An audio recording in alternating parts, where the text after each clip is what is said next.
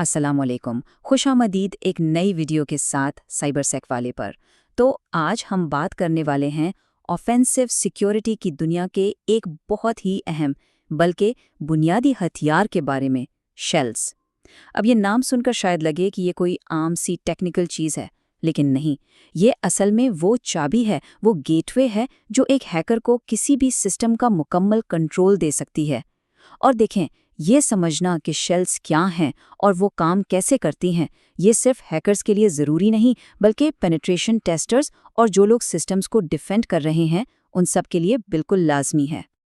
तो आइए बिल्कुल बुनियाद से शुरू करते हैं। सवाल ये है कि आखिर ये शेल है क्या? अक्सर ये लफ्ज़ सुनने में आता है साइबर सिक्योरिटी में, लेकिन इसका असल मतलब क्या है? ये वो चाबी है जिससे रिमोट कंट्रोल मिलता है। देखें, अगर बिल्कुल आसान लफ्ज़ों में समझा जाए तो शेल ऑपरेटिंग सिस्टम से बातचीत करने का एक जरिया है। अब हम लोग तो आमतौर पर आइकन्स और विंडोज़ यानी ग्राफिकल इंटरफेस के आदी है ना, लेकिन हैकिंग की दुनिया में असल ताकत छुपी होती है कमांड लाइन में। कमांड लाइन इंटरफेस, यही वो जगह है जहां से एक अटैकर को सिस्टम की बिल्कुल कोर तक, उसके दिल तक सीधी रसाई मिलती है, और वहां वहां वो कुछ भी कर सकता है बिना किसी ग्राफिकल इंटरफेस की रोक टोक के। तो इसको इस तरह से सोचें कि शेल मिल जाना ऐसा है जैसे हैकर के हाथ में उस सिस्टम की सारी चाबियां आ गई हों एकदम से। वो कोई बाहर वाला नहीं रहता, बल्कि वो तो अब ड्राइवर की सीट पर बैठ गया है। वहां से वो क्या कुछ नहीं कर सकता, अपने प्रिविलेजेस बढ़ा सकता है, यानी आम यूजर से सीधा एडमिनिस्ट्रेटर बन सकता है, जरूरी डेटा, अहम मालूमात चुरा सकता है, और यहाँ तक कि उस एक कॉम्प्रोमाइज हुई मशीन को एक लॉन्चिंग पैड बनाकर उसी नेटवर्क की दूसरी मशीन्स तक भी पहुंच सकता है। इसी को तो पिवटिंग कहते हैं। लेकिन यहाँ एक बहुत अहम सवाल उठता है। हम सब जानते हैं कि नेटवर्क्स में फायरवॉल्स लगी होती हैं, जिनका काम ही यही है कि बाहर से आने वाले अननोन कनेक्शंस को ब्लॉक करें। तो अगर दरवाज़ा बंद है, तो फिर अटैकर अंदर घुसता कैसे है?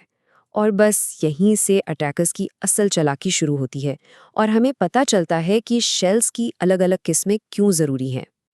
तो इस मसले के दो बुनियादी हल हैं अटैकर के नुक्ता नज़र से। एक है बाइंड शेल और दूसरा है रिवर्स शेल।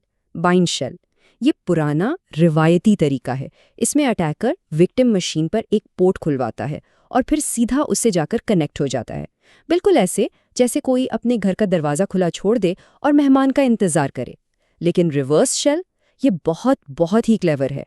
यहाँ विक्टिम की मशीन को ही ट्रिक किया जाता है कि वो खुद बाहर अटैकर से राब्ता करे। इसकी मिसाल ऐसी है कि घर के अंदर का ही कोई फर्द बाहर खड़े चोर को फ़ोन करके दरवाज़ा खोल दे। अब खुद सोचिए, फायरवॉल किसे पकड़ेगी? तो आइए अब जरा तफसील से देखते हैं रिवर्स शेल को, यानी द कनेक्ट बैक।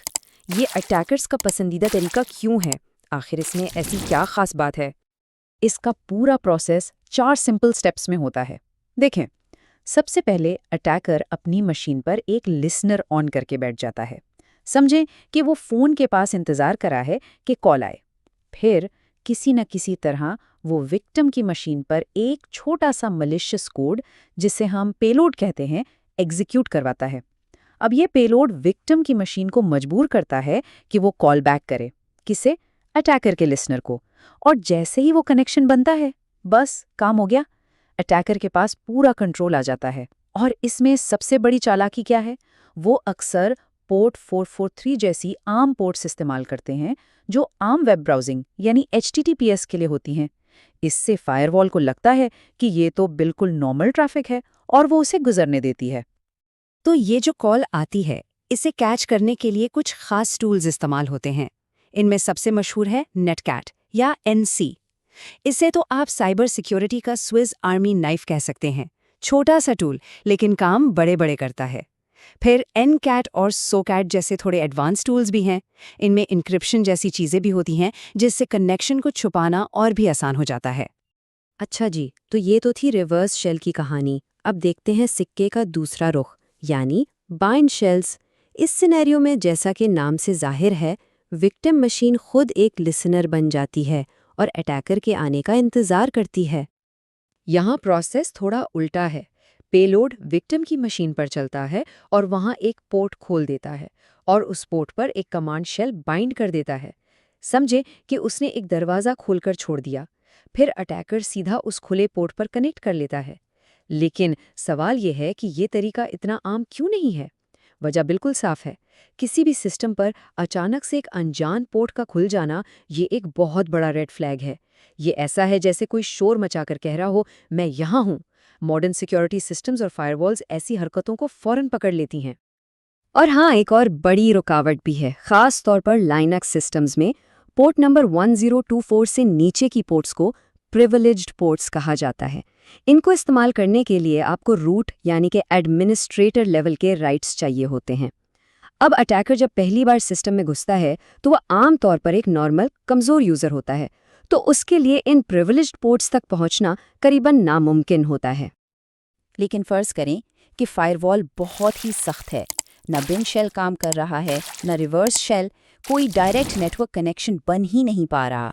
तो क्या अटैकर हार मान लेगा? बिल्कुल नहीं। यहीं से एक तीसरा और शायद सबसे खुफिया तरीका सामने आता है। हम बात कर रहे हैं वेब शेल्स की, यानी ब्राउज़र के ज़रिए हैकिंग। ये कंसेप्ट बिल्कुल अलग है।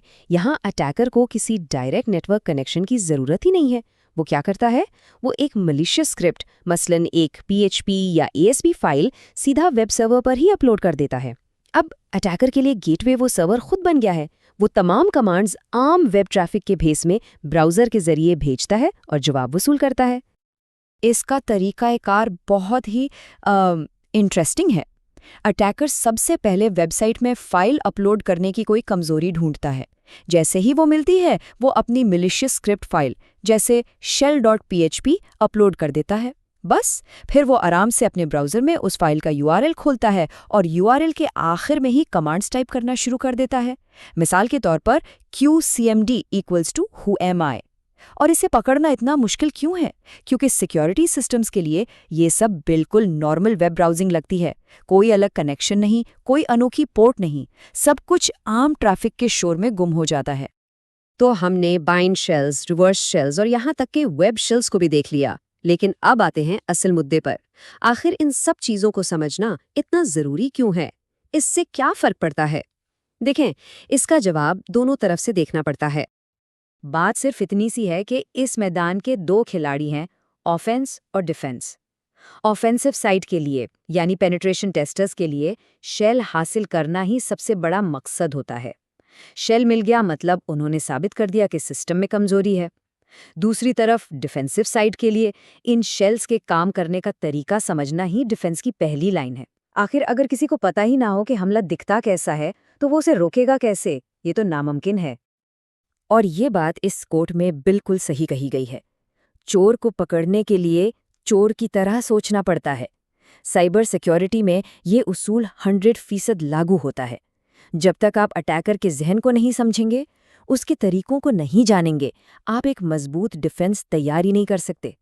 ये इल्म, ये नॉलेज वाकई एक दोधारी तलवार है, जिसके दोनों तरफ तेज होना लाजमी है। तो अब जबकि हमने इन मुख्तलिफ किस्म के शेल्स को समझ लिया है, एक सवाल है जिस पर गौर करना ज़रूरी है। अगर किसी को अपने नेटवर्क पर इनमें से किसी शेल की मौजूदगी का शुबा हो, तो वो पहली निशानी, वो पहला अजीबो-गरीब साइन क्या होगा जिसे वो तलाश करेगा? इस सवाल पर ज़रूर सोचिएगा। अगर आपको ये वीडियो पसंद आई तो लाइक, कमेंट, सब्सक्राइब लाजमी करिएगा। अल्लाह हाफिज़।